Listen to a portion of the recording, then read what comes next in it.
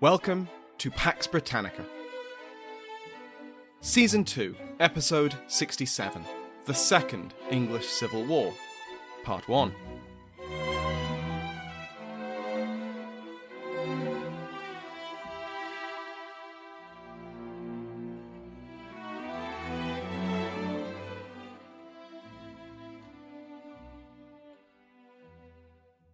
Welcome back to Pax Britannica. I'm your host, Samuel Hume. Thank you to my House of Lords for their support, including the recent additions, the Earl of Cornwall, Andrei Andrejokovich, and the Earl of Kent, Matt Jenkins. Like all of our patrons, they can now listen to this and every other episode ad-free. Go to patreon.com/PaxBritannica to find out more. Last time, we saw the Royalist coalition make the opening moves of the Second English Civil War. In Scotland, the engagement, the treaty between King Charles I and his Scottish supporters, was ratified by the Parliament of Scotland. In Ireland, Lord Inchiquin defected from his allegiance to the English Parliament, purged his army of now disloyal officers, and began negotiations for a truce with the Catholic Confederacy. And in England, popular resistance to the New Model Army and to the Puritan Parliament combined with the defections of veteran officers, angered by the course of events. A counter-revolution was brewing. We'll stay in England for now, as Parliament and the New Model Army attempts to keep a lid on popular rebellion. In April 1648, the day after Easter, thousands of London's apprentices gathered and marched through the capital, chanting, "Now for King Charles." A force of cavalry was sent to disperse them, and the next day a larger army force entered London to restore order. When the day was over, several apprentices were dead. English diplomatic efforts with the Scots had not ended just because Parliament had de facto dissolved their alliance. Agents of Parliament met with the Earl of Argyll, who was known to be opposed to the engagement, and promised money and military support to him and the Kirk faction. But these diplomatic efforts were not limited to actions out in the open. English espionage was in full swing. Correspondence between the engagers and the king, imprisoned in Carisbrooke Castle on the Isle of Wight, were intercepted, and many of Charles's replies were blocked. Much of this textual evidence of the king's complicity in not just the organisation of a foreign invasion, but of instigating another bloody civil war, was kept in a folder marked, for future use, Operation Man of Blood. I exaggerate, but it's definitely being kept to one side. Just in case it was needed. On the 23rd of April, a large crowd surrounded the house of the Mayor of Norwich, John Utting, who had been summoned to London to explain his actions. These actions happened to be allowing Royalists to be elected as aldermen of the city, permitting Royalist celebrations on the anniversary of the King's coronation, and failing to act on a Puritan petition to complete the reformation of the city's churches. A counter-petition had spread through the city over the previous days, calling for him to stay, and for Parliament to withdraw its complaints. The crowd had gathered because it was rumoured that the mayor was going to be kidnapped by Parliament or by the army, and they would not let that happen. Even when Utting himself came out of his house and begged the crowd to go home, saying that he wasn't worried about being kidnapped, they refused. They were bound by oath to protect their mayor.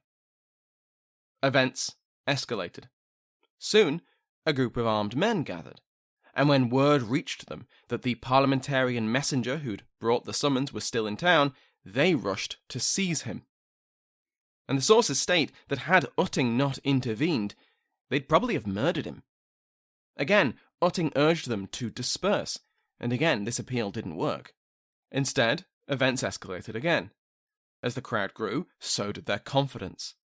A cry went up to purge the London Common Council of Roundheads, to purge Parliament too, and to fight for the king.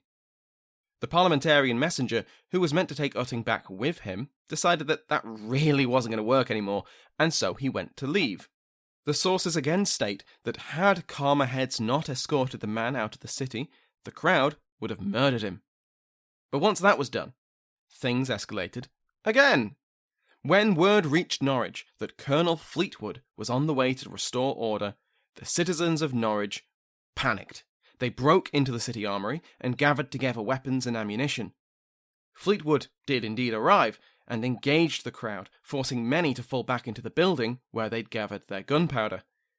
And then events escalated again, this time very loudly and in a fiery explosion, because somehow, probably by accident, 98 barrels of gunpowder detonated.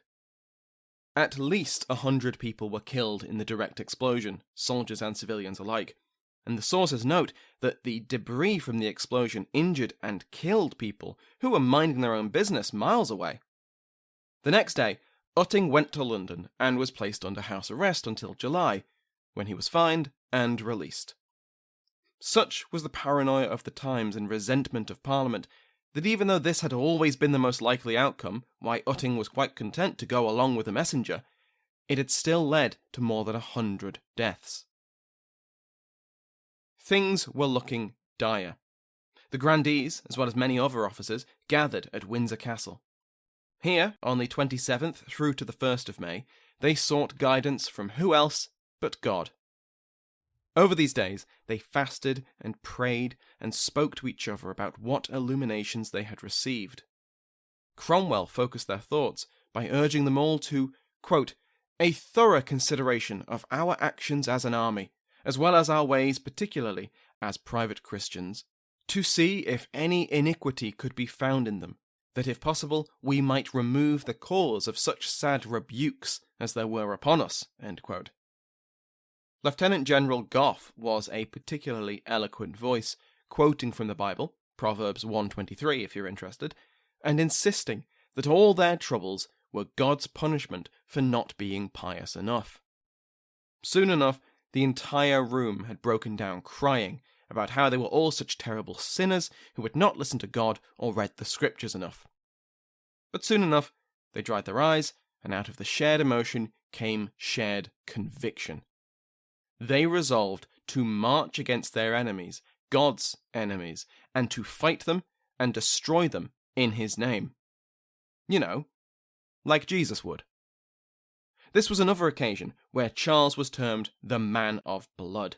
He had brought this conflict down on England, and he would be called to account for the blood he had already shed and all the bloodshed to come. The king and the resurgent royalists were going against the judgment of God, which had been made very clear with Parliament's victory in the First Civil War. With their faith and their morale restored to new heights, the grandees dispersed across England to do God's work and to deal with the unrest. Now we're in May 1648. On May Day, the citizens of Bury St Edmunds celebrated with the traditional dancing around the maypole. So of course, the army arrived to put a stop to this sinful behaviour. A troop of Fairfax's cavalry arrived and demanded that the crowd disperse. The crowd did not disperse. Instead, they began shouting, "For God and King Charles." Then they charged at the mounted soldiers and forced them to retreat out of the town, whereupon they closed and locked the gates, built barricades in the streets, and cracked open the city's magazine to arm themselves. This is in Suffolk, a county which traditionally had strong support for Parliament and for Puritanism, which meant two things. Firstly, this uprising took Fairfax and the army by surprise. Secondly, it meant that there were still a lot of people who were willing to support Parliament. The army detachment under Colonel Healey was soon reinforced by local militia troops. And then we see another instance of disagreement between Parliament and the army. Healey was ordered by Fairfax to retake the town however he saw fit, and the colonel was prepared to take Bury by force. But Parliament had dispatched the MP, Sir Thomas Barnardston, to recover the town, and he was in favour of negotiation. In this case, words won out. The rebels accepted a deal to surrender, laying down their arms in the marketplace on the condition that they be pardoned. Then they opened the gates. And then Cromwell ordered his cousin to secure the town, and the cousin did so with a heavy hand. So heavy was his hand, in fact, that it left 2 people dead. Francis Young notes that this was not a serious threat for Parliament, but it was a blow to morale, and it highlights the importance of ordinary festivals to ordinary people. Parliament's overzealous interference and attempts to reform society along godly lines was stirring up dissent. The army was starting to feel the strain of the Great Disbandment. The remaining forces under arms, more than 20,000, were a match one-on-one with almost any other contender, but they were overstretched by the unrest sweeping England and Wales, and they were forced to be spread even more thinly with each uprising. Fairfax was ordered north by the Derby House Committee to deal with Sir Marmaduke Langdale and Sir Philip Musgrave, who had captured Berwick and Carlisle as we left off last episode. A Scottish invasion was sure to come soon, and Fairfax had better prepare for it. But Parliament quickly rescinded the order. Until Hamilton actually crossed the border, his theoretical invasion was a much lower priority than the real dangers facing Parliament in England. But what about that Scottish invasion, which Langdale and Musgrave had so effectively opened the gates for? Well, on the 2nd of May, the Parliament of Scotland called for the raising of a new army, and the command structure was decided. The Earl of Leven, Alexander Leslie, was, as Stuart Reeds puts it, too old and too sensible to accept command. The acting commander, David Leslie, was too politically unreliable for Hamilton and the Engagers. He was a firm Argyle supporter. This meant that Hamilton himself took command, despite having very little experience or military skill. His most famous military action was probably when he attempted a naval invasion of Edinburgh, and his own mother turned up with a pistol and threatened to shoot him. Hamilton was well aware of his lack of experience, and between delaying any decisions or second-guessing those he made, he will not be a good commander. No problem, you might think. Scotland could draw on a wide range of experienced officers who could be his second. Unfortunately, the man chosen was a very bad choice. The Earl of Callendar, who was an experienced commander who had fought in the Low Countries. He was politically reliable too, firmly royalist. The problem was that Callendar knew he was a better commander than Hamilton, and he firmly believed he should be the actual commander. As we'll see, Callendar will not be a loyal right-hand man for Hamilton, and while he was probably a better commander than Hamilton, that didn't mean he was much better. Further displaying the internal weaknesses of the Engager regime, though David Leslie was offered a position as General of Horse, he turned it down. Reed quips that, quote, while the army was well provided with generals, it lacked just about everything else, end quote. This apparently included recruits. The Scottish Parliament called for the mustering of 27,750 infantry and 2,760 cavalry. This was apparently based on a very optimistic prediction that the Engagers could combine the existing Army of the Covenant, reinforcements from Ulster, and new recruits. As we'll see, Hamilton will invade England with less than half that amount. The Kirk faction, including Argyll, resisted the troop levy. As we covered last episode, Kirk ministers preached against it from the pulpit, and many sincere, covenanted young men, as well as those who didn't fancy dying for the king, fled conscription or deserted from the existing army. Argyll was even rumoured to be in secret communication with the English, which, to be fair, he was. Resistance was especially strong in Ayrshire and Glasgow, but even in Edinburgh, Hamilton found himself stoned and insulted by the city's women. Luckily for him, there were no stools around. In response, the Engager-dominated Parliament warned the Kirk not to fall into the episcopal disease of meddling in civil affairs. But of course, for the Kirk party, this was not a civil affair. The engagement threatened the future of the covenanted Kirk, and it would be resisted. Anti-Engager sentiment was helped by the general war-weariness of Scotland. Scottish soldiers had been fighting in all three kingdoms more or less non-stop for nearly a decade. How many more young men would have to be sent away to fight and die, leaving their homes and families behind, leaving work undone, and an economy struggling?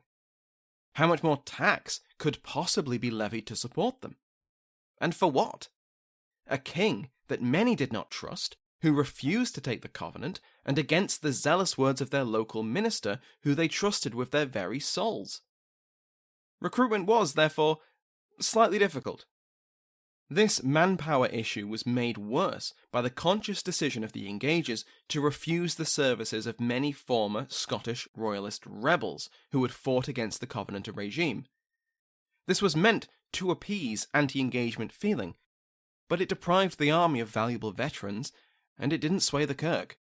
All this meant that recruitment was slow, and it would be 2 months before Hamilton felt ready to act. This was all the time that Fairfax, Cromwell, and the new model army needed to crush the Engagers' English and Welsh allies and prepare for their arrival. But of course, they didn't know that at the time, and things were looking a bit dicey for Parliament. Fairfax, pressed for manpower, ordered the bulk of his remaining men to guard key areas. The north, under the command of John Lambert, who, if he isn't already a Major General, will be soon, and Sir Arthur Haselrig, were to guard against the imminent invasion by the Scots and to harass the English royalists under Musgrave and Langdale. Garrisons at the key fortresses of Gloucester and Oxford, among others, were reinforced. In the west and the southwest, royalist and anti-parliament, anti-army feeling was high, and of course South Wales was already in open revolt. Worcester, Devon, and Cornwall were all hotspots of resentment, which often spilled over into open resistance. Plymouth mutinied against its parliamentarian governor, and the citizens of Exeter were so hostile to Parliament that the garrison actually withdrew from the city in order to keep the peace and avoid an active insurgency. This left Fairfax with only 7,000 men to hold London and the southeast.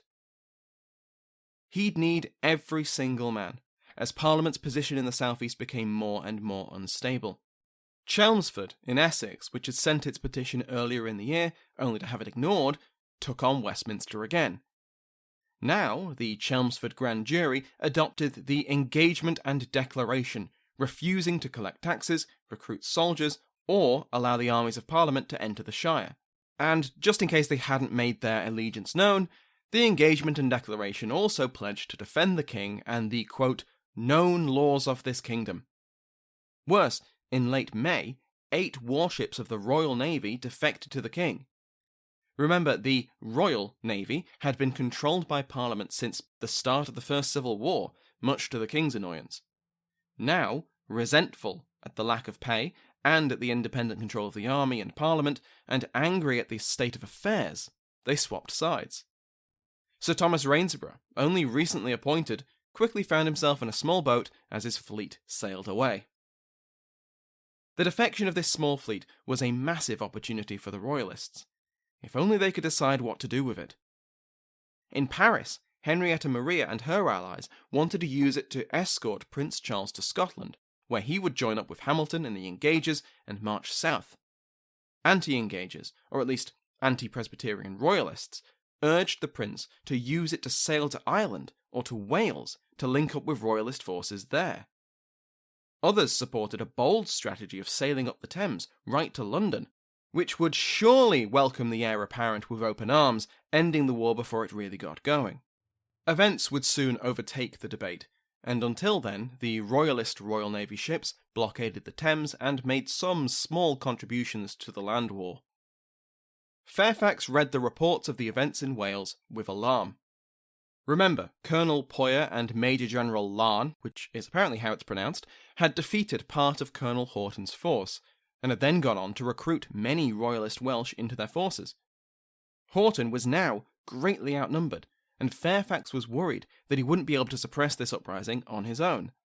So Fairfax sent Cromwell to lend a hand, and the hands of a few thousand cavalry. But Poyer and Larne weren't fools, and through their intelligence they knew that Cromwell was on the way with reinforcements. They decided to act quickly, to pin down and destroy Houghton's force before Cromwell arrived. On the 8th of May, the two forces clashed on the hills outside the village of St Fagans in South Wales. The Royalists had around 7,000 men, mostly infantry, but Houghton only had between 1,000 and 3,000. I've read varying numbers. Whatever the size of this force, two things are consistent. At best, he was outnumbered by more than 2 to 1, and most of his army was mounted. and here we see where the discipline and morale of the new model army really plays a role. Many of Poyer and Larne's men were fresh recruits, and the rest were former parliamentarian soldiers who just wanted to be paid and go home. In contrast, Houghton's experienced veterans were motivated and fueled by contempt for these rebels, these traitors who had turned against the cause and rejected God's will.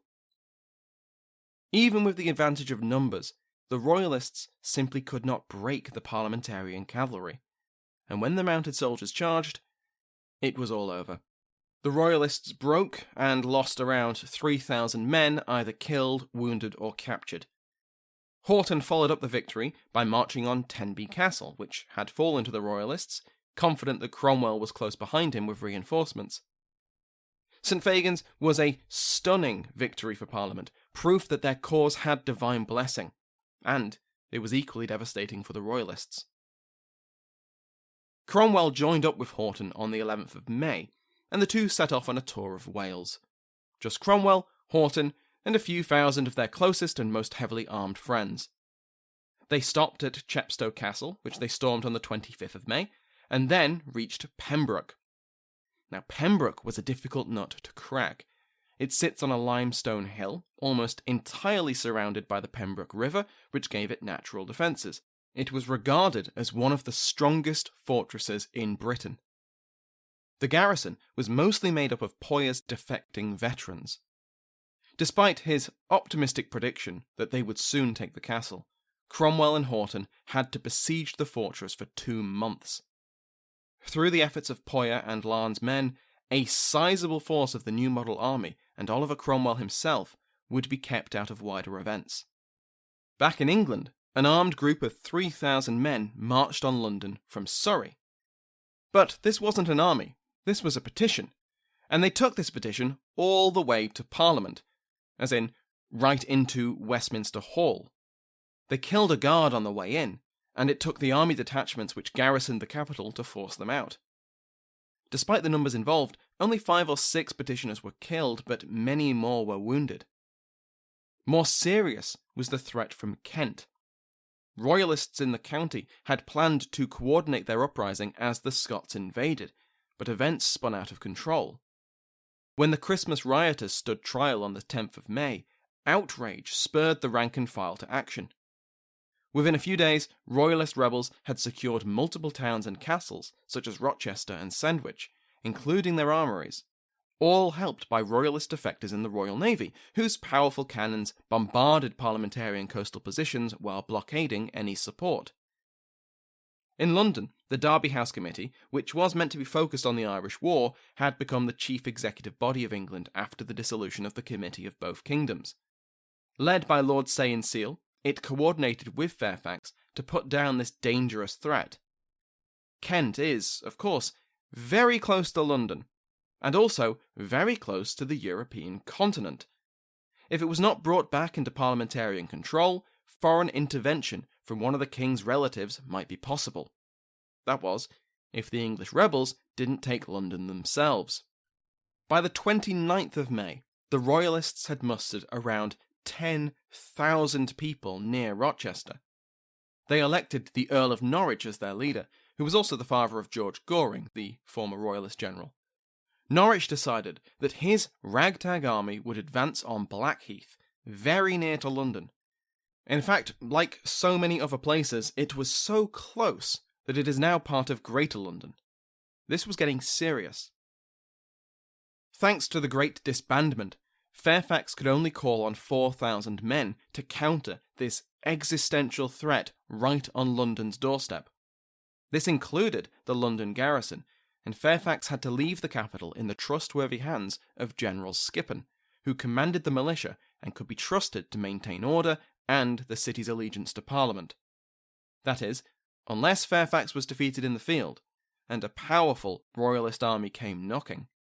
The capital was left vulnerable, though it was in the safest possible pair of hands in General Skippon. With as many men as he could afford to take from the capital, on the 30th of May, Fairfax marched straight to Blackheath. When he reached Blackheath, almost immediately, 1,000 of the rebels took one look at the hardened army that had come to fight them, and suddenly remembered that, oh yeah, they aren't rebels, we're just petitioners, that's all. So they surrendered to the army, and then their former comrades also remembered that they had somewhere very important to be, something very important to do back home. The rest of the rebel force withdrew back towards Rochester, having lost a substantial portion of their force without a fight. Fairfax then moved to Gravesend, and from there he aimed to follow the rebels back to Rochester. But when his scouts reported that the road was blocked, rather than attempt to break through against superior numbers, Fairfax took a different route and targeted Maidstone, garrisoned by around 2,000 men. Keeping his army behind thick forests and taking a circuitous route, and without competent scouts from the rebels, Fairfax was able to get his force only 4 miles away from Maidstone by the time the alarm was raised. His vanguard of dragoons got to the gates first, and after hearing the shout, "For God, King Charles and Kent," were so angered that they charged without orders, even in the pouring rain. I wonder why they hated Kent so much. Fairfax had planned to delay an assault until the following day, because he had to wait for his artillery to catch up. But the skirmish between the vanguard and the defenders escalated, and Fairfax was forced to commit to an all-out engagement, even as the sun set. The rebels put up surprising resistance, and it took more than 2 hours to cover a mile of hedgerows and ditches, all tenaciously contested by stubborn infantry and well-positioned artillery.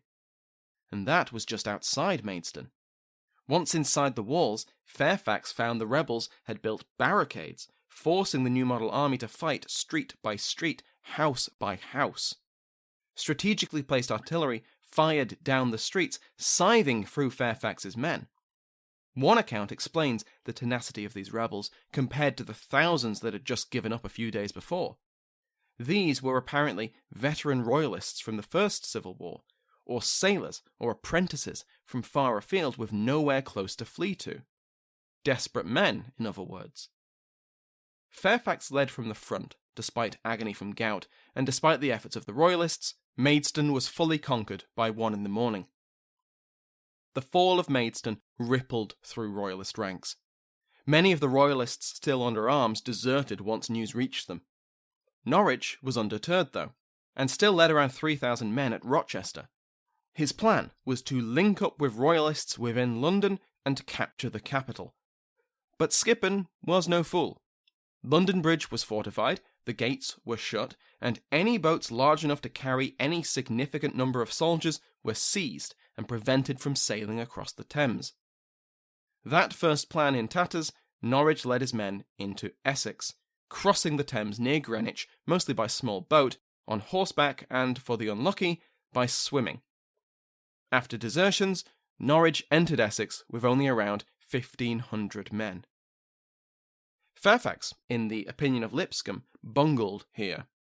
Instead of pursuing Norwich in force, crushing him either against the Thames or the anvil of Skippon's militia, he prioritised the pacification of the rest of Kent.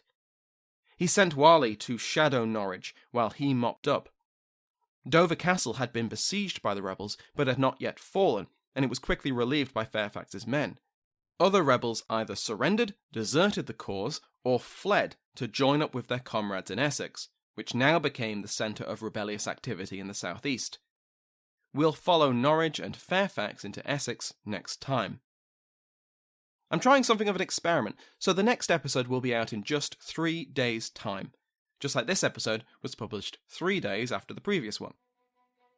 Thank you to my House of Lords, including Mike Sanders, the King's Favourite, David Braswell, Duke of Bracewell, Nick Robinson, Marquess of Ludlow, and Linda Knowlton, Countess of Coventry. Remember that you can join the mailing list to be notified about new episodes and news about the show by going to the link in the description. Thank you to Sounds Like an Earful for the interval music in today's episode, to my entire House of Lords, and to you for listening.